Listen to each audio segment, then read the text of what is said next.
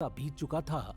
इस एक हफ्ते में दक्ष को इस दुनिया के बारे में बहुत सी बातों का गहराई से पता Papa, where are you?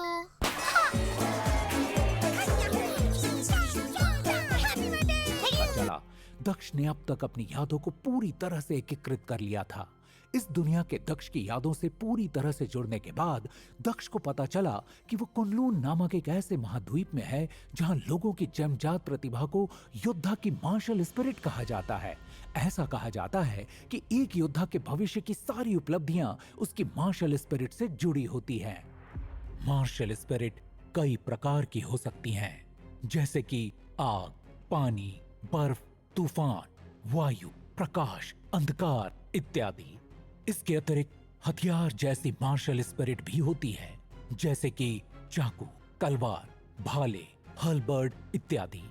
इसके साथ कुछ पशु आत्माएं भी होती हैं, जैसे कि गैंडा, वानर, सांप, शेर, पक्षी इत्यादि। इसके अलावा कुछ शक्तिशाली और भयानक मार्शल स्पिरिट भी होती हैं, जिन्हें अमर भावना या अमर आत्मा के नाम से जाना जाता है। ये सभी मार्शल स्पिरिट विकसित होकर अपने स्वामी की साधना और अपनी ताकत को बढ़ाती जाती है। जब दक्ष अपनी सारी नई यादों से जुड़ गया, तब उसे इस बात का एहसास हुआ कि जिस शरीर में उसकी आत्मा ने प्रवेश किया है, वो एक कमजोर शरीर है। ये देखकर दक्ष को थोड़ा दुख हुआ। दक्ष को पता चला कि इस शरीर ने पहले ही अपनी मार्शल भावना को जागृत कर लिया था। इस शरीर की मार्शल स्पिरिट एक छोटे काले सांप के आकार की थी, जिसके बारे में किसी को कोई भी जानकारी नहीं थी। इस छोटे काले सांप की प्रजातियां ज्ञात न होने के कारण सभी लोग इसे एक बेकार स्पिरिट कहते थे। इस समय दक्ष अपनी साधना में पूरी तरह से डूबा हुआ था। अचानक उसकी आंखों के सामने एक तेज रोशनी चमकी और उसके अंतर मन में एक छोटी सी रोशनी चमकने लगी। जब दक्ष ने ध्यान से उस रोशनी की तरफ देखा, तब उसने पाया कि ये उसकी अपनी मार्शल भावना है, जिसे सभी लोग बेकार आत्मा कहते थे। ये एक छोटे से काले सांप की तरह था, जो शांति से लेटा हुआ था। अगले ही पल इस सांप की छाया दक्ष के पीछे प्रकट हुई और उसके कंधे पर आराम से जाकर लेट गई। ये देखकर दक्ष के चेहरे पर एक कुटिल मुस्कान आ गई। लेकिन फिर अगले ही पल दक्ष का चेहरा हैरानी और आश्चर्य से भर गया, क्योंकि उसने पाया कि अगले ही पल उसके मन में एक और रोशनी की किरण दिखाई दी, जिसे देखकर दक्ष पूरी तरह से स्तब्ध रह गया। जब दक्ष ने ध्यान से उस रोशनी की किरण को देखा, तब उसने पाया कि ये एक और मार्शल स्पिरिट है, जो कि एक परछाई से घिरी हुई है। दक्ष को ये नहीं पता था कि ये किस प्रकार की मार्शल स्पिरिट है, लेकिन उसे इतना एहसास जरूर था कि ये उसकी दूसरी मार्शल स्पिरिट है। ये देखकर वो पूरी तरह से स्तब्ध रह गया। दक्ष ने आश्चर्यचकित होते हुए कहा, हाँ, दूसरी मार्शल स्पिरिट? इस दुनिया में जिसके पास दो मार्शल स्पिरिट होती थी, उसे दोहरी मार्शल स्पिरिट वाले प्रतिभा के रूप में माना जाता था। सामान्य स्थिति में प्रत्येक योद्धा के पास एक ही मार्शल स्पिरिट होती थी, मगर जिन योद्धाओं के पास दूसरी मार्शल स्पिरिट भी होती थी, उसे पूरे महाद्वीप में एक शक्तिशाली योद्धा माना जाता था। दक्ष ने अपने चेहरे पर एक कुटिल मुस्कान के साथ कहा, इस छोटे काले सांप के साथ अब मेरे पास एक और मार्शल स्पिरिट है। शायद ये मेरे दो आत्माओं के मिलने के कारण हुआ है, जिससे मेरे पास दूसरी मार्शल स्पिरिट आ गई है। भले ही मैं अभी ये नहीं जानता कि ये दूसरी मार्शल स्पिरिट क्या है, मगर बाद में इसका भी पता चल जाएगा। ये कहने के बाद दक्ष ने साधना करना जारी रखा।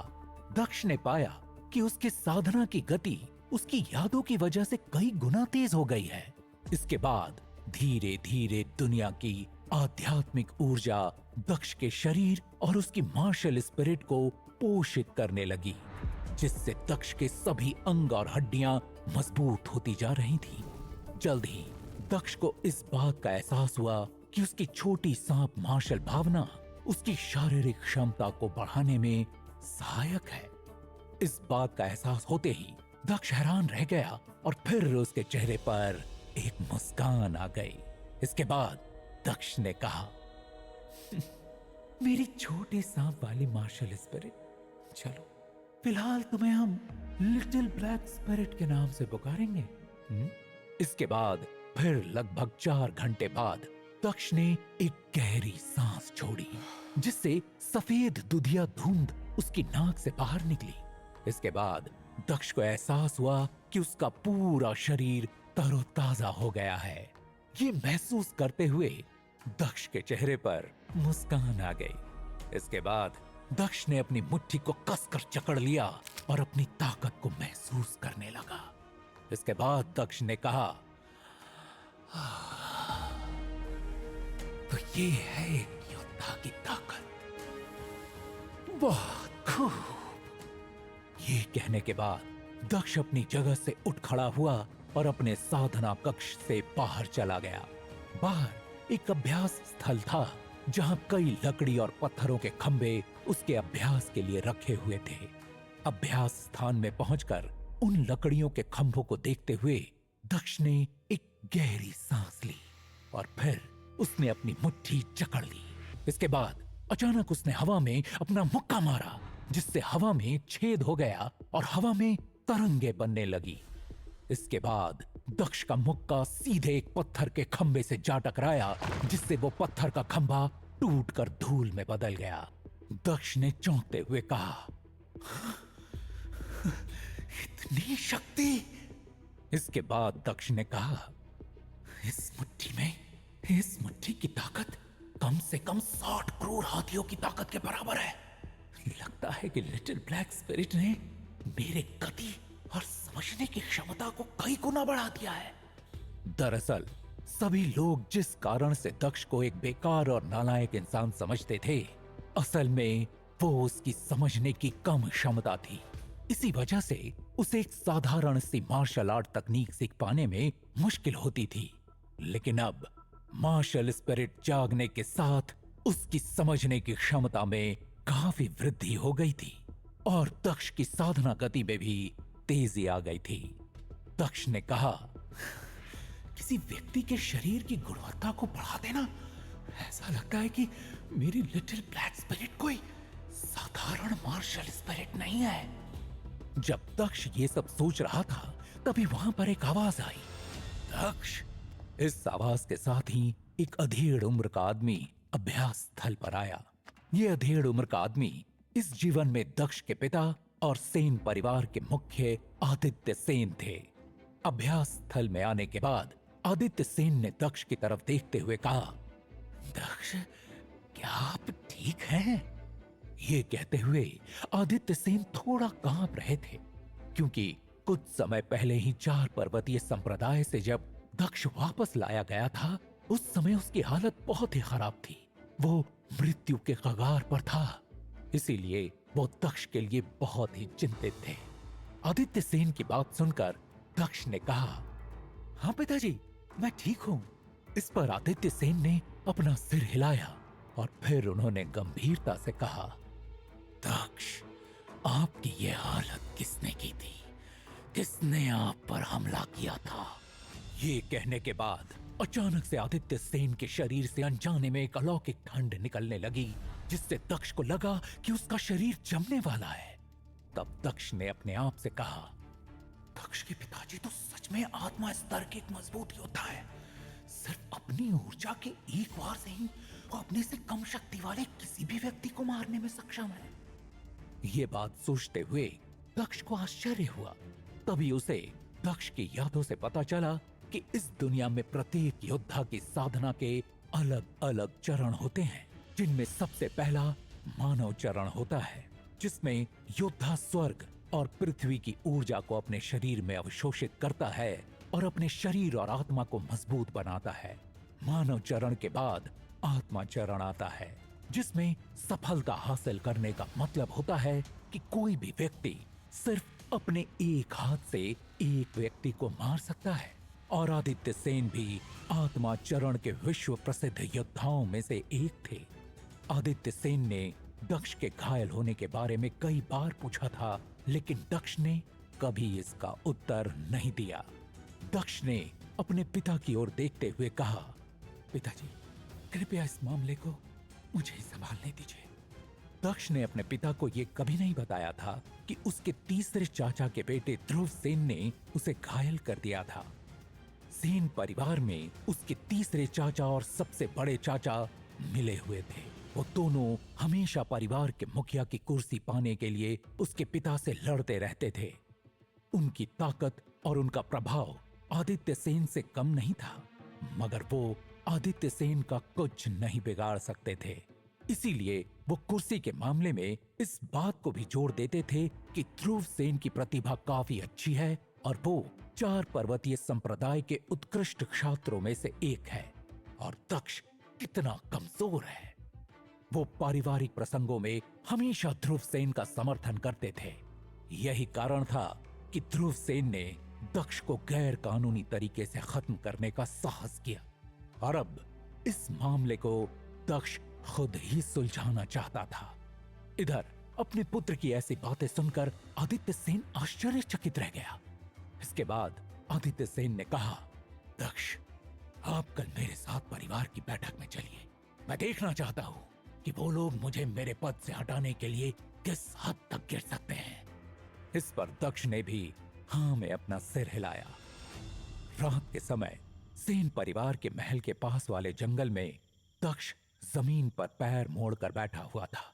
उसके पीछे एक छोटी काले सांप की आत्मा थी, जो कि दक्ष की अपनी मार्शल स्पिरिट थी।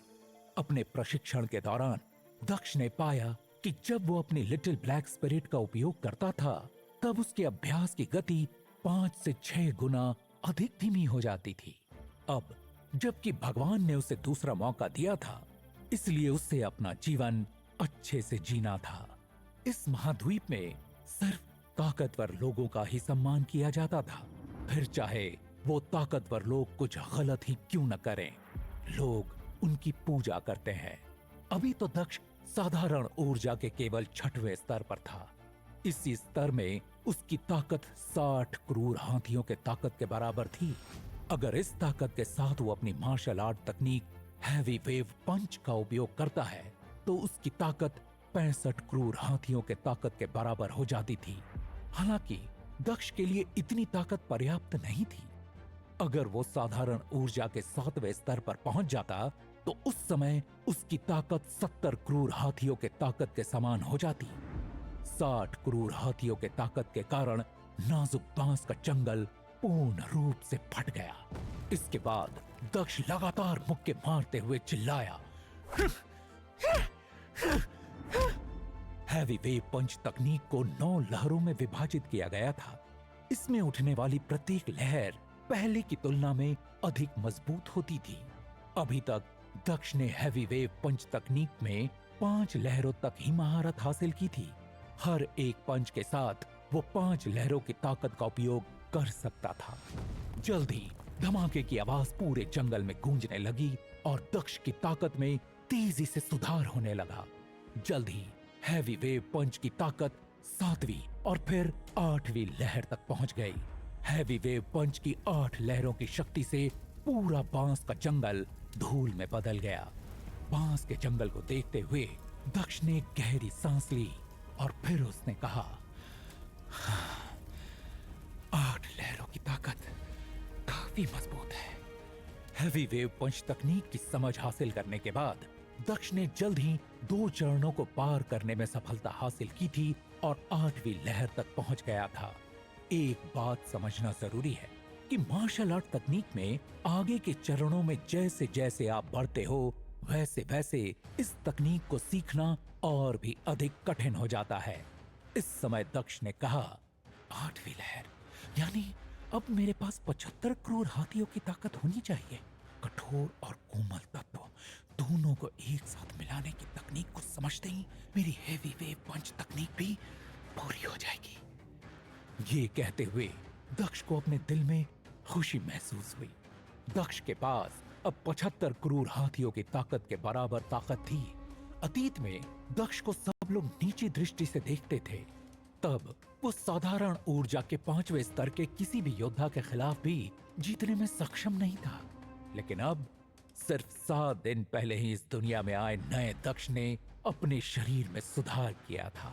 और उसके पास अब साधारण ऊर्जा के 7वें स्तर की ताकत थी। क्या दक्ष ताकत के इस खेल में जीत पाएगा? क्या दक्ष अपनी दोनों मार्शल स्पिरिट से पुराने दक्ष का बदला ले पाएगा? सभागृह में क्या होने वाला है? कहानी में आने वाला है एक नया मोड़। इसीलिए सुनते रहिए रिबॉर्न इन मार्शल वर्ल्ड, सिर्फ पॉकेट एफएम पर।